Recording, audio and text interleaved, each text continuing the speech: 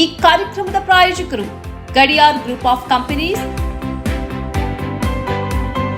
specialized in piling and shoring, engineering consultancy, firefighting, steel structures, real estate.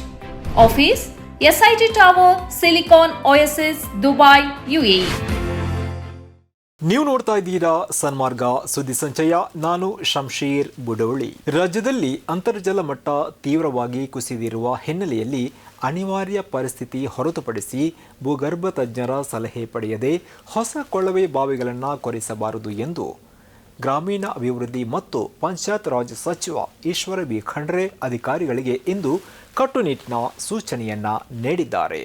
ಅಭಿಯಾನದ ಪ್ರಗತಿ ಪರಿಶೀಲನಾ ಸಭೆಯಲ್ಲಿ ಮಾತನಾಡಿದ ಸಚಿವ ಈಶ್ವರ್ ಬಿ ಖಂಡ್ರೆ, ತುಮಕೂರು, ಕೋಲಾರ ಹಾಗೂ ಚಿಕ್ಕಬಳ್ಳಾಪುರ ಸೇರಿದಂತೆ ಹಲವು ಜಿಲ್ಲೆಗಳಲ್ಲಿ 1000 ಅಡಿ ಕೊರೆದರೂ ನೀರು ಸಿಗುತ್ತಿಲ್ಲ ಎಂದು ಹೇಳಿದರು. ಹೀಗಾಗಿ ನಿಷ್ಕ್ರಿಯ ಕೊಳವೆ ಬಾವಿಗಳ ಬದಲಿಗೆ ಮೇಲ್ಮೈ ನೀರು ಪೂರೈಕೆಗೆ ಆದ್ಯತೆ ನೀಡಬೇಕು ಹಾಗೂ ಬತ್ತಿ ಹೋದ ಮತ್ತು ಸಕ್ರಿಯ ಕೊಳವೆ ಬಾವಿಗಳ ಮರುಪೂರ್ಣ ಕಾಮಗಾರಿಗಳನ್ನು ವಿಬಿಜಿ ರಾಮ್ಜಿ ಯೋಜನೆಯಡಿ ಕೈಗೆತ್ತಿಕೊಳ್ಳುವಂತೆ ಅಧಿಕಾರಿಗಳಿಗೆ ಸೂಚಿಸಿದರು. ಜುಲೈನಲ್ಲಿ 766 ಗ್ರಾಮ ಪಂಚಾಯತ್ಗಳಲ್ಲಿ ಕುಡಿಯುವ ನೀರಿನ ಸಮಸ್ಯೆ ಎದುರಾಗಿದ್ದು, ಪ್ರಸ್ತುತ ಅದು 747ಕ್ಕೆ ಇಳಿದಿದೆ. 138 ಗ್ರಾಮಗಳಿಗೆ ಟ್ಯಾಂಕರ್ ಮೂಲಕ ನೀರು ಪೂರೈಸಲಾಗುತ್ತಿದ್ದು, ಕುಡಿಯುವ ನೀರಿನ ಕುರಿತು ದೂರು ಬಂದರೆ 24 ಗಂಟೆಯೊಳಗೆ ಸಮಸ್ಯೆ ಬಗೆಹರಿಸಬೇಕು ಅಥವಾ ಟ್ಯಾಂಕರ್ ಮೂಲಕ ನೀರು ಒದಗಿಸಬೇಕು ಎಂದು ಸಚಿವರು ಅಧಿಕಾರಿಗಳಿಗೆ ಕಟ್ಟುನಿಟ್ಟಿನ ಸೂಚನೆ ನೀಡಿದರು. ವಿದೇಶಿ ದೇಣಿಗೆ ನಿಯಂತ್ರಣ ಕಾಯ್ದೆ ಈ ಕುರಿತು ಭಾರತದ ನಿಲುವನ್ನ ಟೀಕೆ ಮಾಡಿದ್ದ ಅಮೆರಿಕದ ಸಂಸದ ರೆಲೆ ಮೂರ್ ಇವರ ಹೇಳಿಕೆಗೆ ಭಾರತ ತೀಕ್ಷ್ಣವಾಗಿ ಪ್ರತಿಕ್ರಿಯೆ ನೀಡಿದೆ.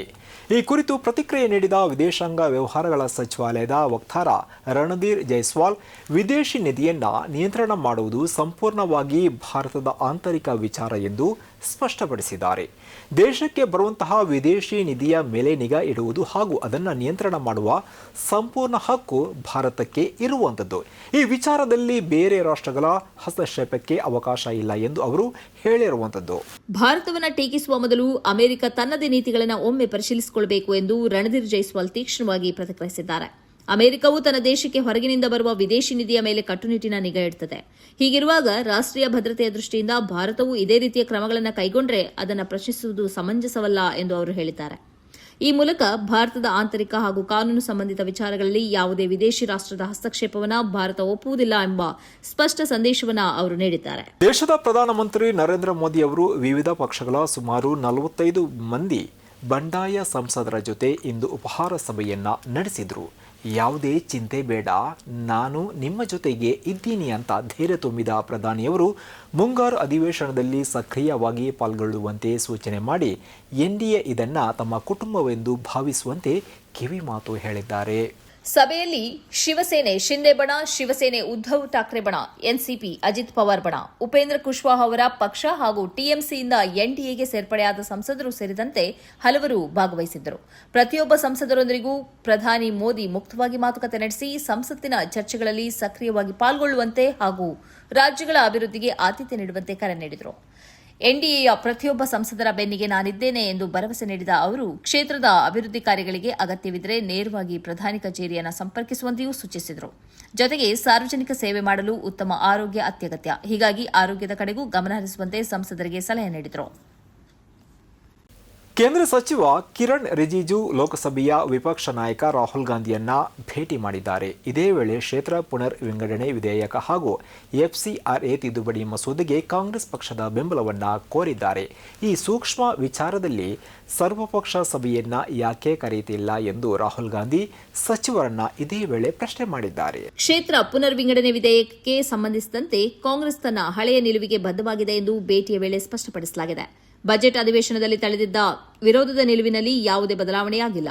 ವಿವಿಧ ರಾಜಕೀಯ ಪಕ್ಷಗಳನ್ನು ಪ್ರತ್ಯೇಕವಾಗಿ ಸಂಪರ್ಕಿಸುವ ಬದಲು ಕೇಂದ್ರ ಸರ್ಕಾರ ಈ ಸೂಕ್ಷ್ಮ ವಿಷಯದಲ್ಲಿ ಸರ್ವಪಕ್ಷ ಸಭೆಯನ್ನು ಯಾಕೆ ಕರೆಯುತ್ತಿಲ್ಲ ಎಂದು ರಾಹುಲ್ ಗಾಂಧಿ ಸಚಿವರನ್ನ ಪ್ರಶ್ನಿಸಿದ್ದಾರೆ.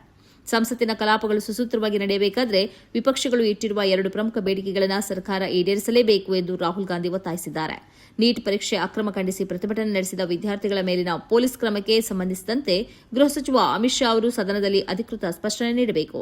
ಅಯೋಧ್ಯೆಯ ರಾಮಮಂದಿರದ ದೇಣಿಗೆಯಲ್ಲಿ ನಡೆದಿರುವ ಅವ್ಯವಹಾರಗಳ ಕುರಿತು ಸಂಸತ್ತಿನಲ್ಲಿ ಪೂರ್ಣ ಪ್ರಮಾಣದ ಚರ್ಚೆಗೆ ಅವಕಾಶ ಮಾಡಿಕೊಡಬೇಕು ಎಂದು ಆಗ್ರಹಿಸಿದ್ದಾರೆ. ಸೌದಿ ಅರೇಬಿಯಾದ ಮಕ್ಕಾದಲ್ಲಿ ಸೌದಿ ಅರೇಬಿಯಾ, ಟರ್ಕಿ ಹಾಗೂ ಪಾಕಿಸ್ತಾನ ಐತಿಹಾಸಿಕ ಜಂಟಿ ರಕ್ಷಣಾ ಒಪ್ಪಂದಕ್ಕೆ ಸಹಿಯನ್ನ ಹಾಕಿದೆ.